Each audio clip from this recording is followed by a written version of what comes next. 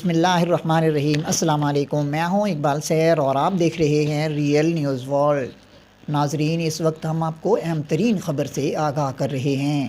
ایران کے دارالحکومت تہران میں آذربائیجان کے سفارتخانے پر حملہ، سیکیورٹی چیف ہلاک۔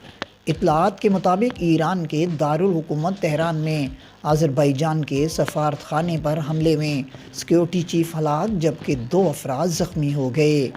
عالمی میڈیا کے مطابق تہران میں مقامی وقت کے مطابق 8:30 بجے سفارتخانے میں کلاشنکوف بردار شخص گھس آیا اور عملے پر فائرنگ شروع کر دی۔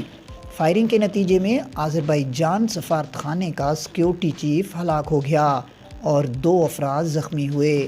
اطلاعات کے مطابق حملہ آور کو سفارتخانے میں موجود افراد نے پکڑ لیا، جسے بعد ازاں ایرانی پولیس کے حوالے کر دیا گیا۔ آذربائیجان کی وزارت خارجہ نے فائرنگ کے واقعے میں سیکیورٹی اہلکار کی ہلاکت کی تصدیق کر دی ہے۔ اس حوالے سے تہران پولیس چیف حسین رحیمی نے دعویٰ کیا ہے کہ گرفتار شخص 2 کم سن بچوں کے ساتھ سفارتخانے میں داخل ہوا۔ فائرنگ کا محرک ممکنہ طور پر ذاتی مسائل ہو سکتے ہیں۔ ادھر دوسری جانب ایران میں آذربائیجان سفارتخانے میں فائرنگ کے واقعے کے بعد آذربائیجان نے تہران میں سفارتخانے سے سفارتی عملہ واپس بلانے کا اعلان کر دیا ہے۔ آذربائیجان کے صدر الہام علیوف نے واقعے کو دہشت گردی قرار دیتے ہوئے فوری تحقیقات اور سزا کا مطالبہ کیا ہے۔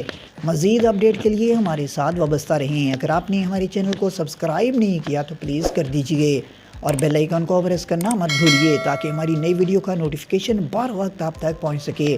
کامنٹ باکس میں اپنے خیالات کا اظہار کیجیے۔ اللہ حافظ۔